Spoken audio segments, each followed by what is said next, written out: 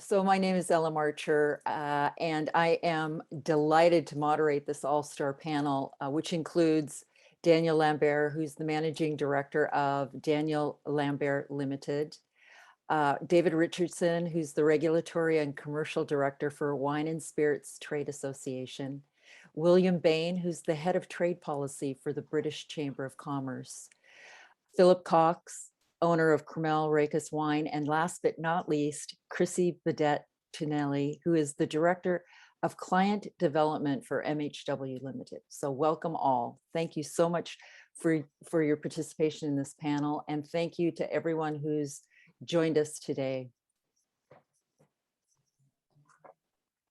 Did you want me to just start? Liz is coming back, so she may have a few things to say. Oh, okay. If she actually managed to join us. Liz, you're back. Yes, I am. Terribly sorry about that. My computer's completely frozen. Do you still want me to do an introduction, or are you ready to go? Handled. We did the intro. Did introduce our panelists and our guests. If you have anything further to say at this time, please go ahead. And otherwise, we'll start the presentation. So you'd like me to introduce them? No, they've been introduced. So. Oh, fine. Okay. Sorry about that. So at the end, I'll just do a word about coming events, but at the end. Perfect. Thank you. Sorry about that. Okay, great.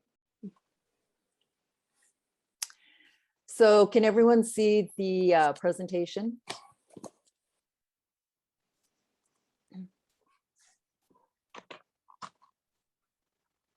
Yes. So okay, great. So today's topic is State of Play Brexit Today, and it's a discussion about the ongoing implication of Brexit on the wine trade with a consumer focus. We're going to be using a timed agenda today to move through the topics. Each panelist will take a specific topic to talk about, and then at the end, we will take your questions. Meg's going to be handling that. She'll keep track of the questions, and we'll have time at the very end for that, as well as business for the circle. So,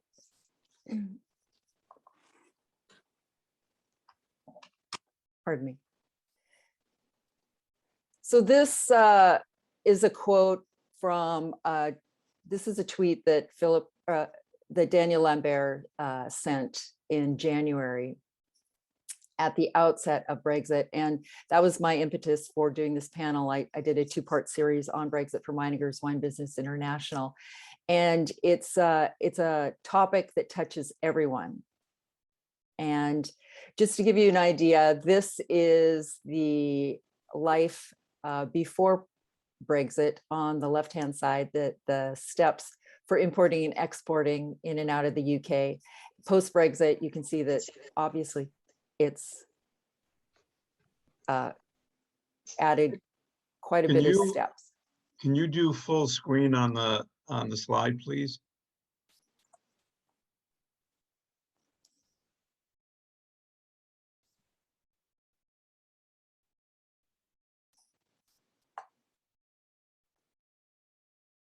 Okay.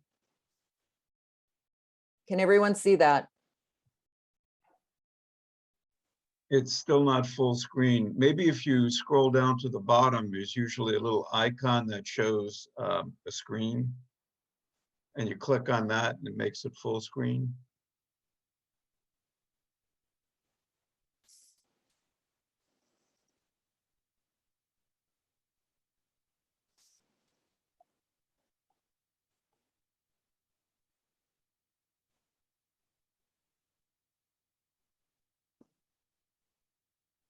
Yeah.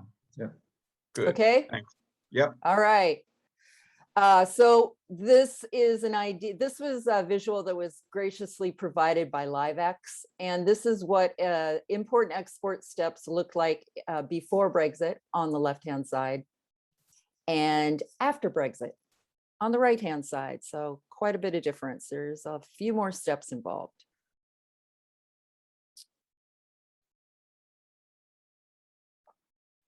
So to talk about the impetus behind this, behind Brexit, William Bain will talk a little bit about that. And again, he's the head of trade policy for the British Chamber of Commerce. William? Thanks very much indeed. Good afternoon, everyone. I have just a couple of slides to share. So if I can share those, that would be ideal. I think it might require unsharing the current ones. Great. And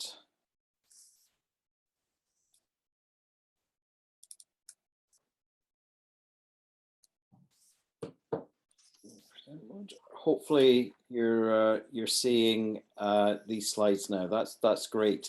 So just to put into some context, you know, how we've been trading in terms of wines over the last 50 years and the change, huge change, which the TCA and Brexit represents. So since 1973 until the end of 2020, the UK was in a customs union with the EU, and that meant there was tariff-free, quota-free trade, including in wines, without any rules of origin requirements. I think as many will have appreciated over that time, being in the EU system meant that the UK was also noticing lots of cases going to the European Court of Justice, which generally liberalised what charges with equivalent effect meant, and did away with a lot of those on a sort of case-by-case basis. Really, in the first 20 years of the UK's membership of the EU, there was a degree of regulatory approximation and very limited harmonisation. And this meant that some of the non-tariff barriers on trade were still in existence. So it really still wasn't frictionless trade in those first 20 years. From 1993, when really the single market got kind of fully underway, we began to see harmonization of lots of rules. So that had an impact in wines and in spirits. Also during that period of UK membership, of course, the UK was part of the Common Commercial Policy. So that meant the EU made trade arrangements for the UK, as it did for the eventually other 27 countries. And one of the trends in EU trade policy was moved towards geographic indicators covering certain wines and champagne and other products going into EU trade agreements. So in a sense, that's the context about where things were before the new dawn of 2021. Obviously, on the 31st of December at 11 p.m. UK time, the transition period ended. And the TCA came into preliminary force. Now it's in full force. And within that, there was an annex on wines. And it was interesting in the negotiations that the UK government was keen on having quite a lot of sectoral annexes for different sectors and industries, whereas the EU started from the position of not really thinking that those were a good idea at all. So eventually they met in the middle, and we have an annex on wines within the agreement, which we can unpack in just a minute. Now, it's important to be clear that since January this year, there is no longer friction-free trade in terms of trade in wines, but the agreement, the TCA, does mean that there are no tariffs or quotas. So that element of the prior trading relationship has been preserved. Now, as we'll see, the annex phases in some of the rules about placing wines on the market. So it's important to take good note of those. What we've also seen as a result of coming out of the customs union is the return of cross-border duty-free purchases. And so people who are traveling from the UK, specifically GB, to the EU can now make duty-free purchases of wines for personal use. And of course, earlier this year, the UK decided to scrap the inbound VI1 forms which was one element of import paperwork, which was presenting a big concern, whether in Great Britain or Northern Ireland. Now, also from this year, the UK has had repatriation of its full trade powers coming out of the Common Commercial Policy. And it will be very interesting to see what happens in terms of tariffs. Now, the former Trade Secretary Liz Truss was very keen on seeing tariffs on New Zealand wines and Australian wines fall in the prospective FTAs, which DIT is negotiating.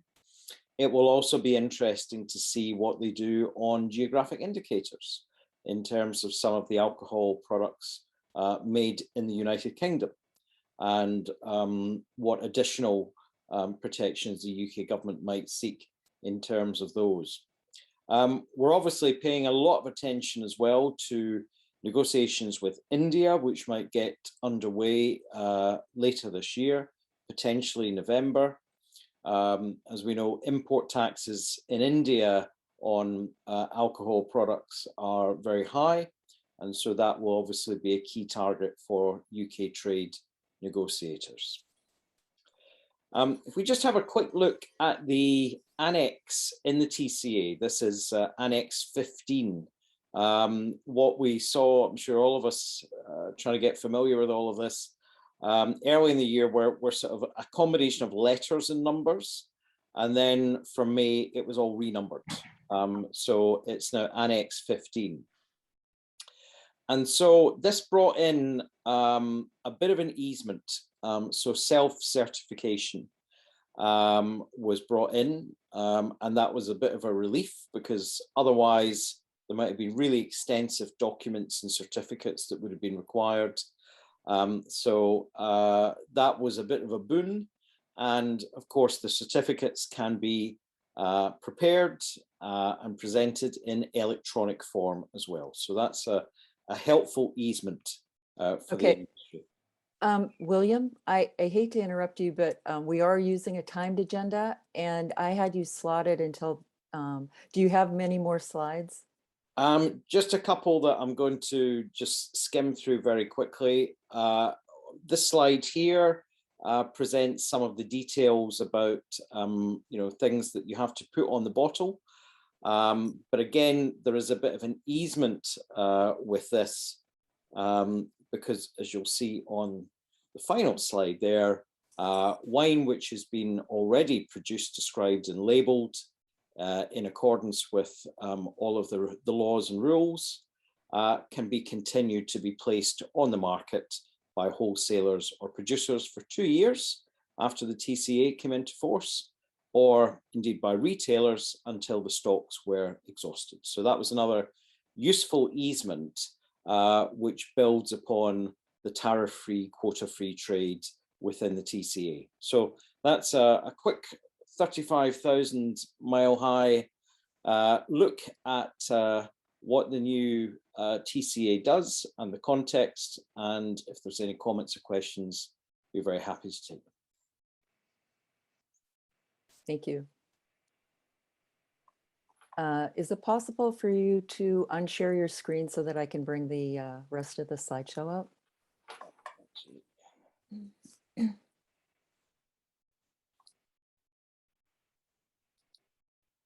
Thank you.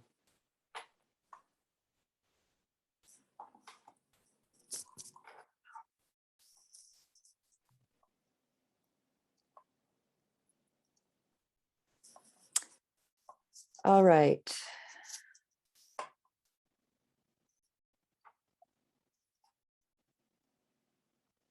Next up is David Richardson of WSTA to talk about the state of play. David. Thank you. Good afternoon, and thank you for inviting me to this session. My day job is sending gloomy emails to our members about the wicked things that HMRC are doing or failing to do at borders. And to their great credit, HMRC are unfailingly polite and cheerful about the questions I ask them about what's going on. A lot is going on. I think one of the big issues is that it's not going on consistently. Timelines are shifting. There are different rules in play for different sectors. The great strength for the beverage alcohol sector is that we were always used to moving goods around under some sort of formal system. So pre-Brexit, goods around Europe moved under EMCS. Rest of the world, goods moved under a system called chief and import and export controls in countries of origin or destination. So conceptually, as a sector, it's not too hard to shift from one to the other. There's a lot of admin involved in it. There's a lot of new things to get to grips with it, but it's not a totally new thing. If you're moving teacups or books, it is totally new. And the big problem, I think, for the beverage alcohol sector is not so much that it can't cope with the paperwork, but that other sectors are having to learn and learn very fast. And effectively, we get caught up in other people's traffic jams at ports and getting into ports and getting out of ports. So we are moving to an alphabet soup of other systems. And as the LiveX slide a moment ago showed, we've simplified the system from about 8 or 9 steps to 15 or 20. Which is never good news. And instead of having a seamless process from the EU to GB, you have an intra-EU process, you have a border process, and you have an intra-UK process, all with different systems, electronic systems to make your declarations on, depending on which countries you're using, and with the option to use the transit system instead overlaid on top of that, depending on whether you're moving bulk goods, full loads, part loads, groupage consignments, samples. The appropriate choice may be very different. Administratively, we're on a system called Chief, which is 25 years old, and it shouldn't be called Chief, it should be called Creek, because that's exactly what it's been doing for quite a long time. We are very slowly moving to a system called CDS, which instead of having 78 data fields on it has 156. So a great deal more data is going to be required, and businesses who are consigning goods or who are expecting to receive goods are going to have to give much more thought to the data that they put into their supply chain and to make sure that data is accurate. And of course, any supply chain requires new software. And we all know how well government and software programs go. It's bad enough when I get a new phone without having to scale that up for possibly hundreds or thousands of movements of goods a year. The problem here is that much of this software is operated by customs brokers and freight forwarders. They have limited capacity because you can only have so many people trained at one time, and they have limited capability. They are not all experts in alcohol. Some of them are experts in other sectors as well. So the feedback we're getting here is that businesses who have not made customs declarations for the first time because they're only dealing with the EU are going to a customs broker, and what they're wanting is an advice service, whereas the customs broker quite reasonably will say, I make my money out of making customs declarations. I don't make my money out of giving people advice. So there is a problem with customers who are not yet sufficiently knowledgeable to be able to make the best use of their customs brokers and freight forwarders in terms of navigating the software infrastructure and making sure that the people who are driving lorries to ports or putting containers on board ships have got the right information. And depending on who you talk to, sometimes that information is 99% electronic. And sometimes people will say, my load required, and I kid you not, 800 pages of documents to go with it. Now, what customs officer in the world can possibly audit 800 pages of documents at 3 o'clock on a windy dockside? it's not going to happen.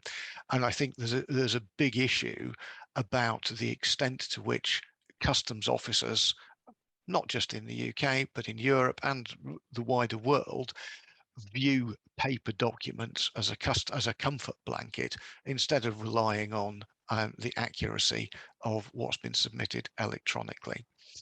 As William said a moment ago, the Trade and Cooperation Agreement gives tariff-free preferential access to goods that have been produced in the EU coming into GB and vice versa.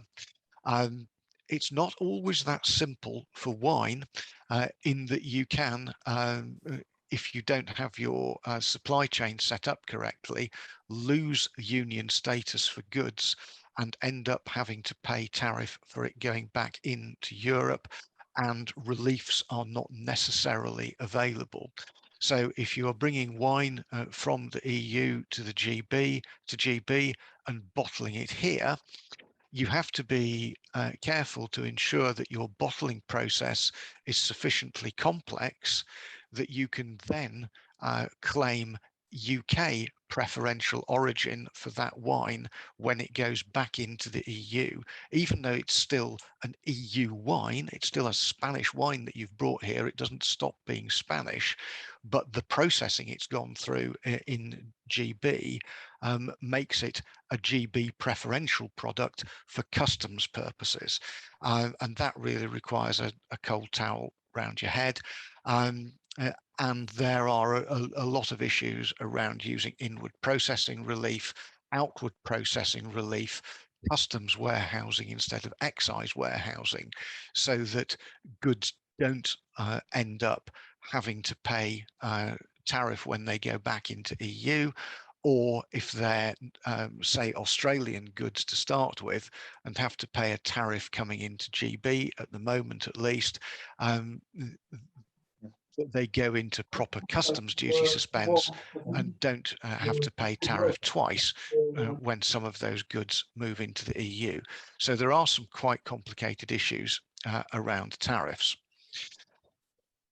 From a consumer perspective, all this is completely invisible.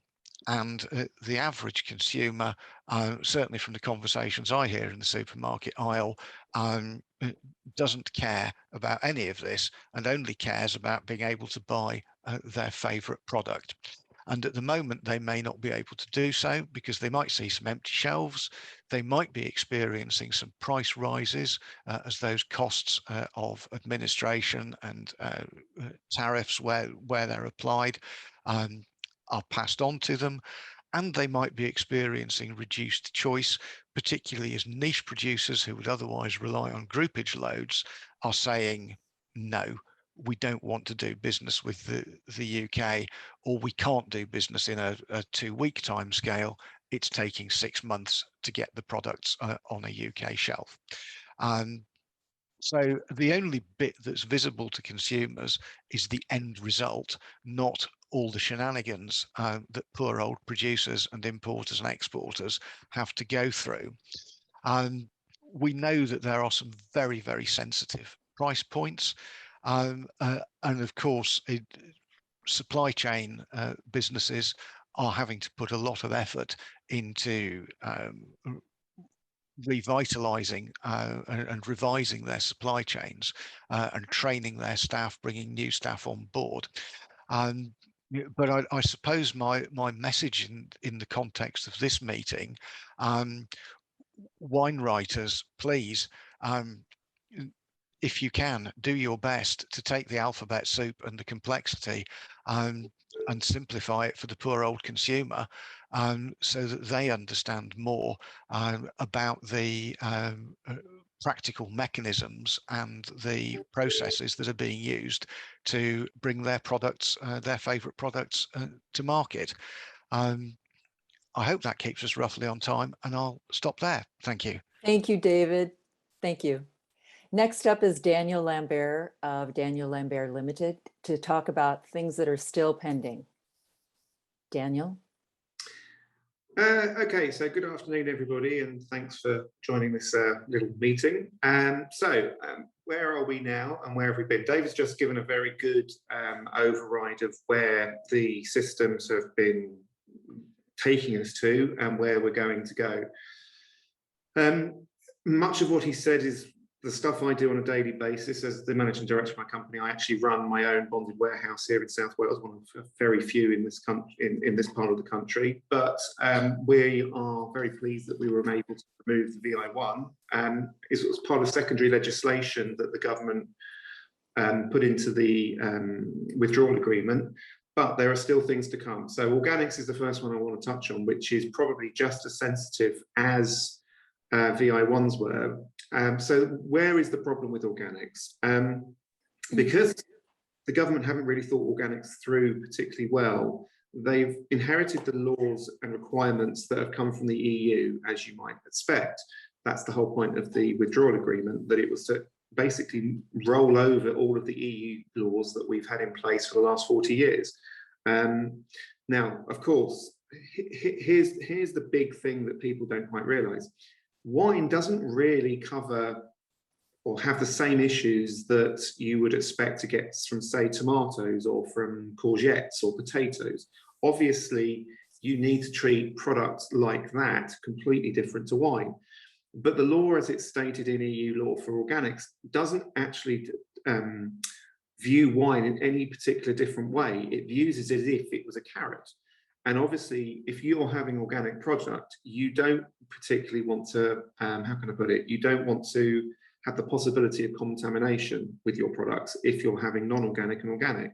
And that's perfectly acceptable. I fully understand that. And anybody who wants to bring in organic product wouldn't want the possibility of having their customers who are into the organic scene and having non-organic products. That's absolutely right. But with bottling of wine, there is very, very little that a wholesaler, an importer, or a retailer can do with an organic bottle of wine once it's been bottled.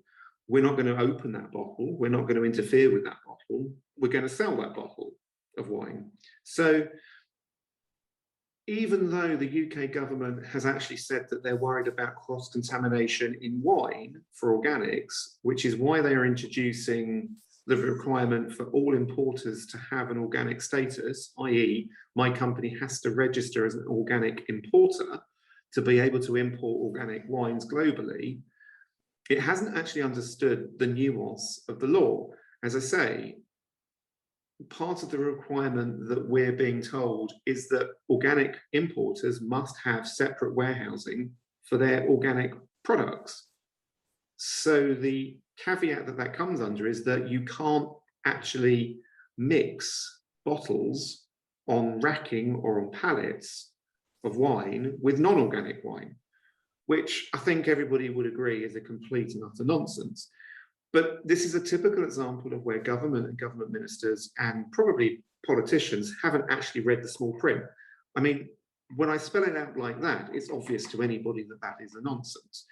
But to actually get government to listen, I think that the wine trade has to pursue the government like we did with VI1s, whereby they understand that the law hasn't been written very well and hasn't been set to specific. And with wine, I don't see a requirement when all of the organic registration and protocols have been applied probably very, very well, whether it be in the EU, whether it be in the US, whether it be in Australia, it doesn't really matter. Those organic protocols have already been set up in the production site. So this is where organics is quite a worry, because what's this actually going to do? The cost of actually becoming an organic importer is hovering around the £750 to £1,500 mark per annum. So that's just to have the actual ability to be able to import. It's something that will be linked into Chief and I suppose further down the line CDS, where you will need that registration number to be able to actually apply the organics. If you don't do that, you can't sell the product as an organic product in the first place. So you're obliged to become a member. I've already gone through the process. We started the process of becoming an organic importer back in March. We still don't have our certification because the organic bodies I suspect, don't actually know what it is they're looking for to be able to give you the license, I suspect. And of course, they also report back to me saying that the registration period that they're going through is being inundated by every single importer in the UK, now realizing that they're going to have this license to be able to maintain the status quo, which will actually come into force on January the 1st. So we have a very, very tight deadline. We need to, as an industry, to do what we did with VI1s, and we need to make common sense come through here, because it's quite clear to me that this legislation hasn't been thought through. More importantly, it's secondary legislation, and it's as part of the withdrawal agreement, as you saw, it's part of an annex, which means that the UK can overturn it and change the law instantaneously, as they are doing already with VI1. It could be in the very same debate. So this is why the clock is ticking quite quickly, and the industry as a whole needs to be very vocal about it. And we need to get the message across that actually, do you know what? There's no need for organic wine importers. I've been importing organic wines for the last 20 years without any problem at all. Why do I suddenly now need to be registered as an organic importer and have a separate part of my warehouse to store organic product? I don't think there's a single consumer that's bought any of our organic product who would really mind where we store it. And of course, the final nonsense of organics is that the retailers themselves don't need to be certified. So how on earth does that make any sense? That you can have the actual customer-facing retailer who doesn't need to comply with any of these rules at all. It's not thought through. So that's the first point in the still pending. Then we have labelling, which bizarrely, this is actually out of date as of today.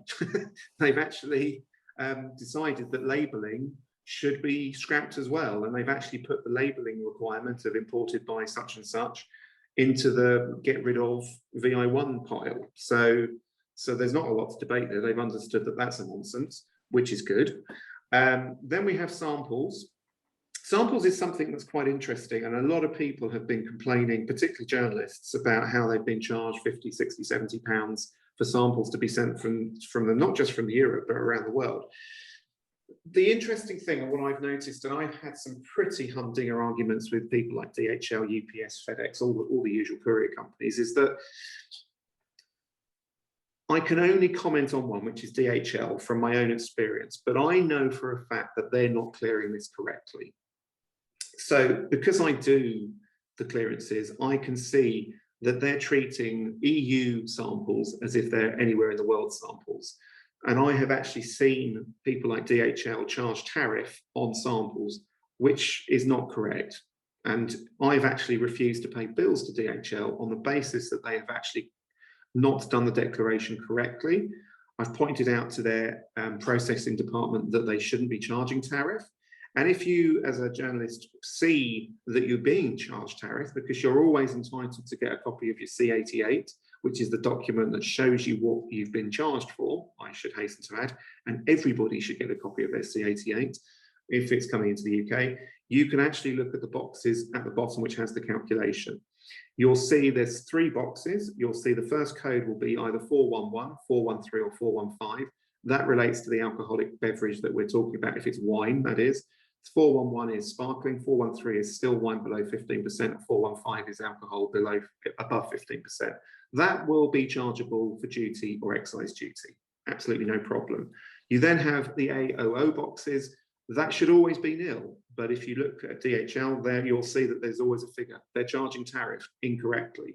And then of course there's the BOO boxes, which is the VAT box. That technically shouldn't be charged because they're samples, they have no commercial value, so that should also be nil. But a lot of these companies are adding erroneous figures of VAT which are not even applicable. And if you're a VAT registered business, you can actually ask for that VAT to be deferred. So this is why people need to be aware of what they're being charged. All of them charge £20 for the fee, for the pleasure of declaring your goods. Again, this is just a fee that they've decided to add. It's erroneous. It takes them less than 5 minutes to do a declaration. So why on earth are they charging 20 quid for the privilege? Doesn't make any sense to me. I've disputed it with DHL, and they've actually, believe it or not, on every occasion have taken the £20 charge off. So they will do it if you come across and you know what you're talking about, they will remove that charge. Then finally, additional things. So I was interested to see that a lot of the points from shipping currently were covered off by David, but I think where we are right now is that we have a system where the Europeans particularly are having to do declarations to the UK with the new system that they have, and the UK are having to do theirs. As an importer, where I'm seeing a lot of the problems and a lot of the delays, it's because the actual producer isn't actually aware of what they need to do. And so despite me sending out to all of our suppliers on a regular basis a protocol list of what they need to do, I think a lot of people in Europe, frankly, don't care about Brexit. It's not their problem. And that's where the problem actually starts, in my opinion. I think that a lot of the European producers need to take on board that if they don't get the protocols right from the start, because it is a supply chain, all that's going to do is cause a gridlock when you actually get to that border crossing. If producers actually understood the protocols and had their recs, had all of the following things on their documents, I think that we would actually speed the process up.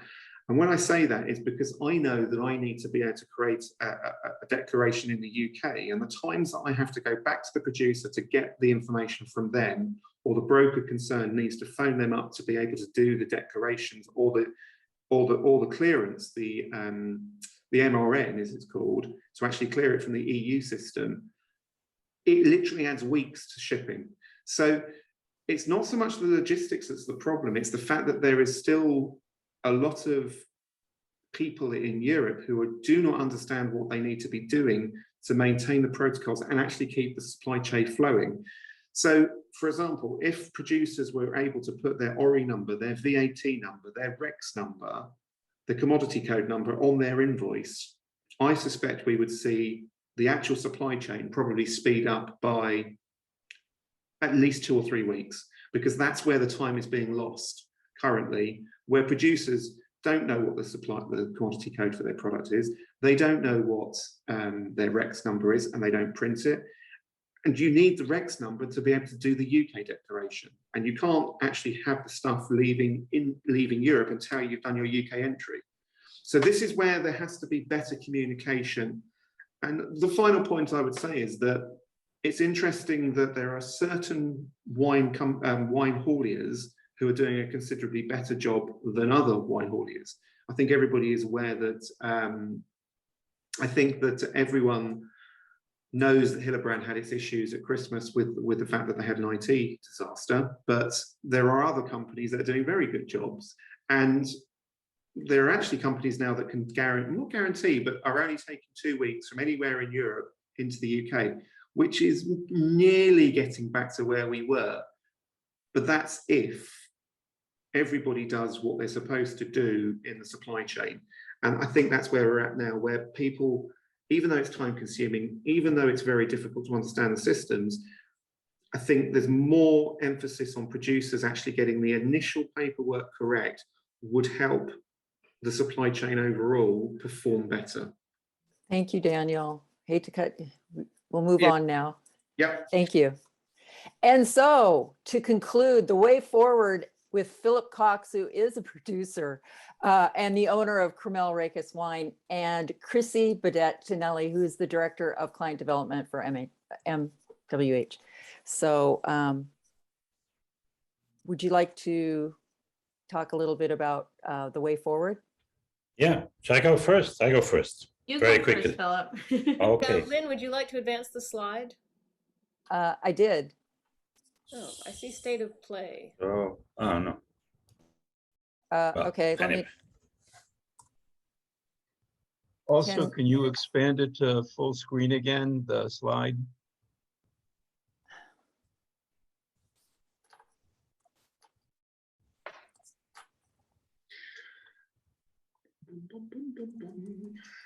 Now my screen is frozen. You should be on the way forward now. Oh, I know where it is. It's just for whatever reason, my my keyboard and my mouse are not accessing the are not working. Meg, are you able to take over the screen sharing? Yeah, Lynn, I have the PowerPoint up. Let me. Okay, great.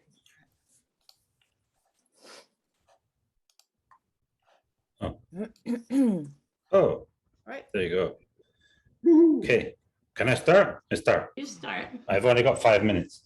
So, We'll go into the Q&A because I think 10 minutes is fine for Q&A. okay.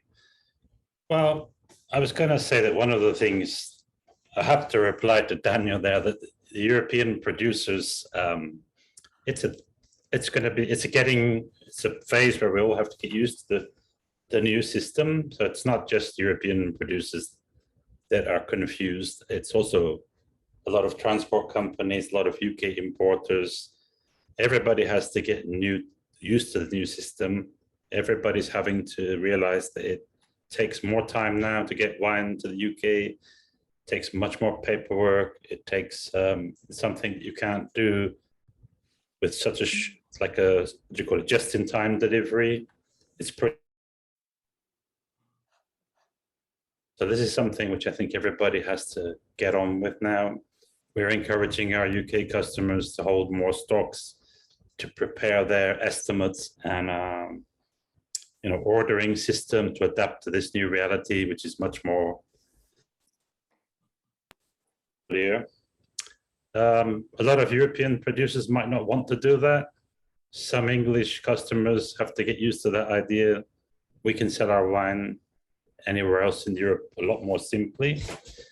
We are making our customers use larger minimum order requirements because it's expensive and more paperwork for us now selling to the UK. We have to do customs declarations. We have to prepare all the documents Daniel was telling everyone about earlier. It takes more time. We had to hire an extra guide just to do this. So there's a lot of getting used to the new system. And I have to say, it hasn't actually happened. The whole of the Brexit changes haven't actually happened. A lot of things, in my opinion, will get worse when they go to full customs checks in the port on all goods. Then things are going to get really interesting because, as David and Daniel both said, the UK customs system is rubbish. It doesn't work properly. And nobody knows when the new one is going to be ready and if that will work any better. So I think the way forward for the industry, customers in the UK need to work with more sophisticated stock planning, order more goods, understand that it's going to take long to ship, find new ways to do the shipping. One of the consequences of the extra complexity in the paperwork and the problems with many people not understanding the new rules is that transporters don't want to go to the UK. It takes them a long time to go there and get back again. The UK is exporting a lot less now, so transporters from Europe can't find trips to come back to Europe, and many of them just won't do it. So we've been working around this with our customers, trying to look at different ways of doing it, using trains, intermodal transport with trains and ships, or even going back to flat out sea shipping. That's not easy either because there are not enough containers. So all of this is costing money. Like David was saying earlier, it's gonna cause some readjustment of price points. I don't think that's being felt in the market yet, but it's gonna happen for sure. I think that the industry, both the European wine producers industry and the UK people, led by Daniel there and the WSTA guys, need to do a lot of lobbying. A lot of these bureaucratic requirements that the English government has brought in are causing extra delays and extra costs, and we need to try and get rid of some of them.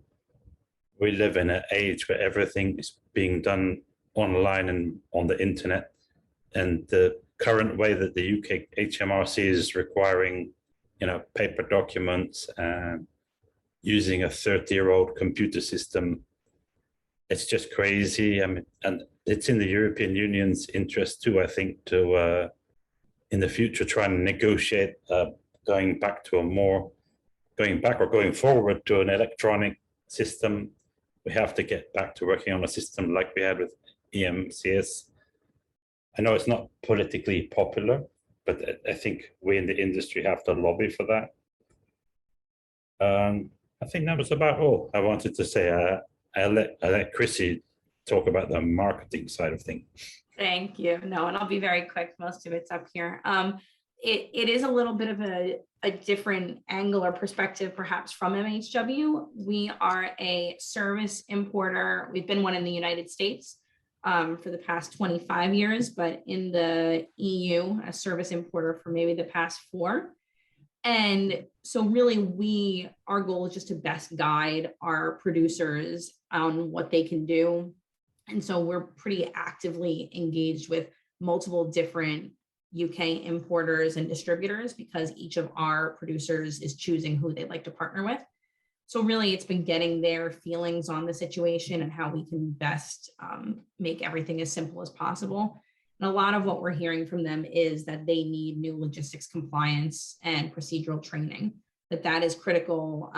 They need to connect more with players like WSTA, David, and get kind of some of the advice that they can and then create a real plan. Some of them will learn faster than others. There'll be players that pick up more quickly, that create this more formalized training that they then need to, after building a process flow and knowing this is what works, they need to start training their staff.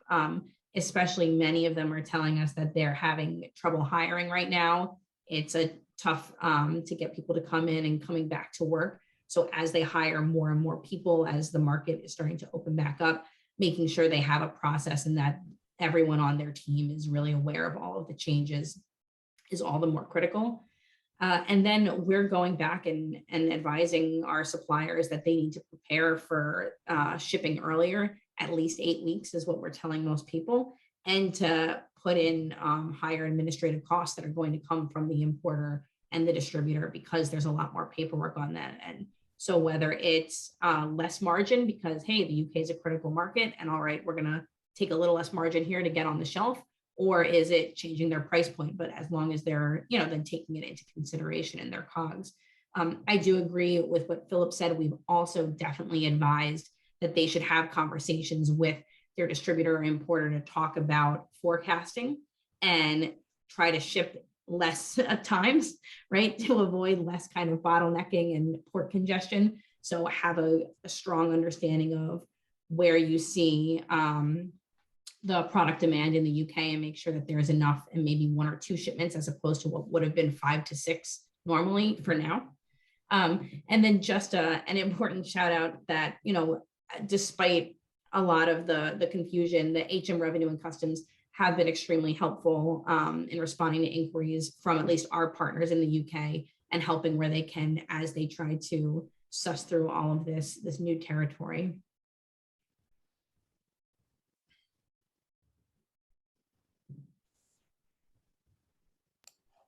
Lynn, I think you're muted.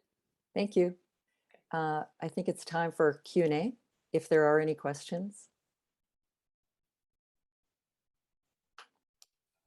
There was an observation by Sarah Jane Evans in the chat. Sarah Jane, would you like to unmute and say a few words about your observation about just what Daniel was telling us about? Hello, yes, forgive me, I'm actually sitting in the garden, and the builder's outside, but I'll do my best. Terrifically helpful. I think that can you hear me? No, I can't. Yes, we can, yes. I hope you can hear me now. Forgive me. Yes. Very helpful indeed. Very helpful. Daniel's been really good during all this time campaigning on his behalf, but actually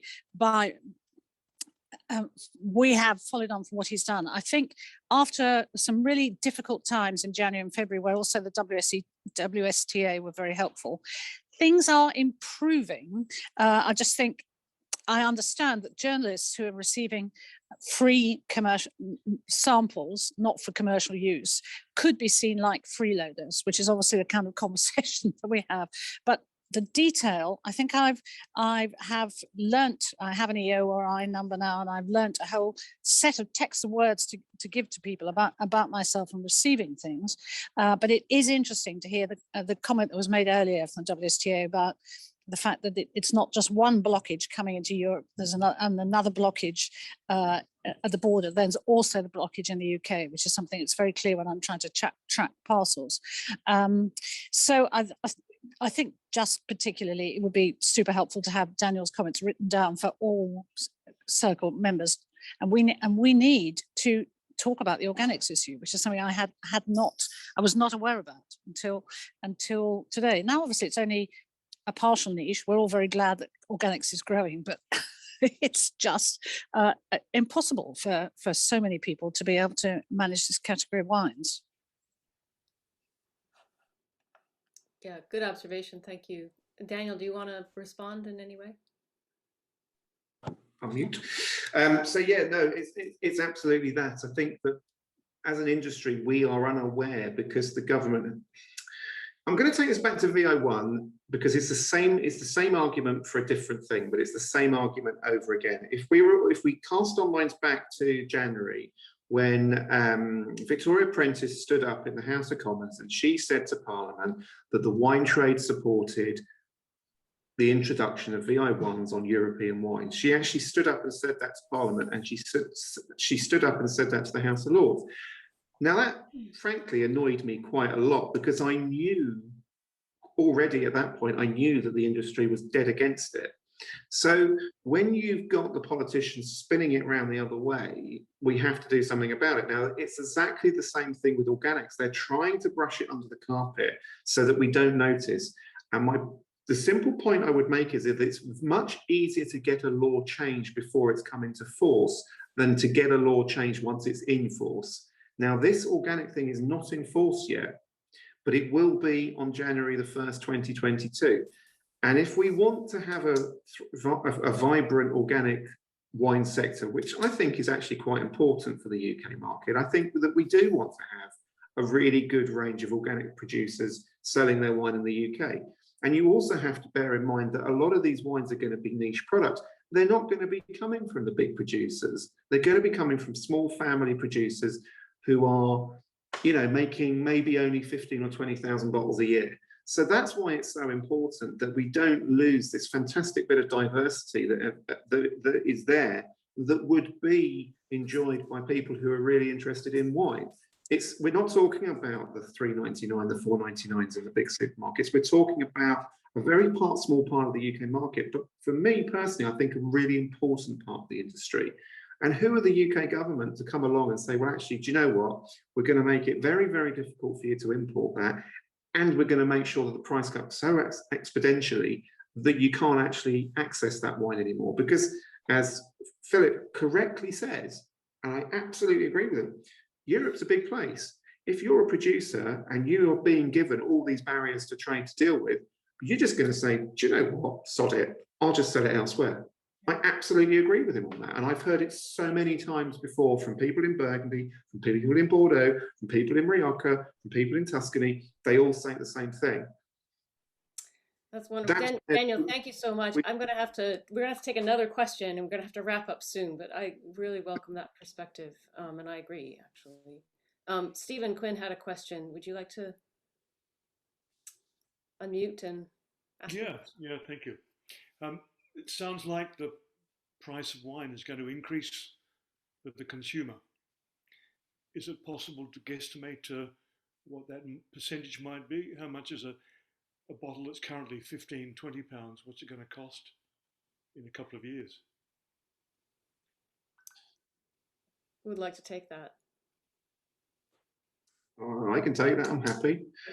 I mean, it's an interesting question, and it's absolutely right. Look, you've got a lot of other factors coming in the wine trade at the moment, particularly in Europe. Obviously, we're all aware that Europe is just about, particularly France and southern Germany, are about to go through a very dire harvest. They've had severe frosts in April and March. The reports I'm getting from basically the Loire Valley, Muscadet, all the way through the central Loire Valley, all the way down to sort of Lyon area, Beaujolais, etc. In that strip, going all the way across and into Germany and some parts of Austria, we're looking at 80% losses in terms of yields. France is about to declare its lowest harvest in 75 years. So prices going up is inevitable. That's absolutely inevitable. But the thing that should really worry people in the UK is that if France, as an example, has produced 75% less wine, and it's only got, say you produce 100,000 bottles, you've only got 25,000 bottles. If you're the producer, what are you going to do? Are you going to try and sell it to a market that's an absolute pain in the ass to deal with? Or are you going to sell it to the bloke down the road? I know what I would do. I'd sell it to the bloke down the road, obviously. So this is, yes, there's going to be price increases because it's becoming a seller's market, particularly in most of Europe. The opportunities for producers in the UK are going to go much further south. I think that Spain, Portugal, Italy, where you haven't got frost damage at all in 2021, are going to become very reliant. We can't go to the New World. Chile is sold out. America is becoming pretty difficult to import from.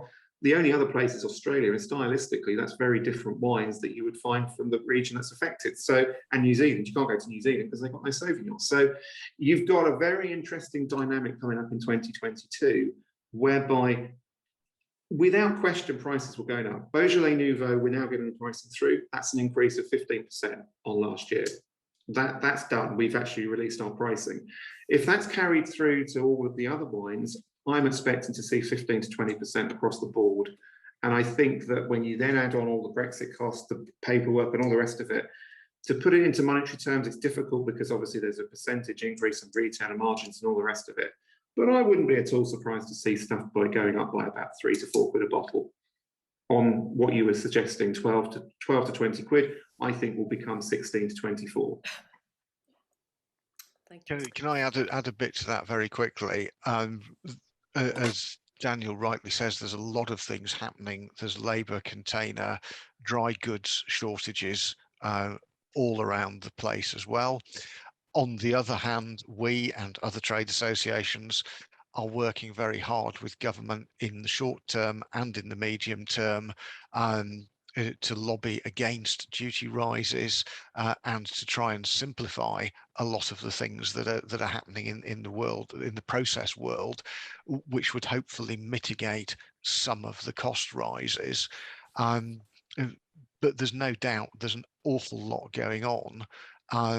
And that whatever price point your product is at is going to come under severe pressure. Well, thank you all for your participation today. And Meg, would you like to close us out? Well, thank you very much to everyone who participated. This was really enlightening for me as an American, especially unaware of many of these details.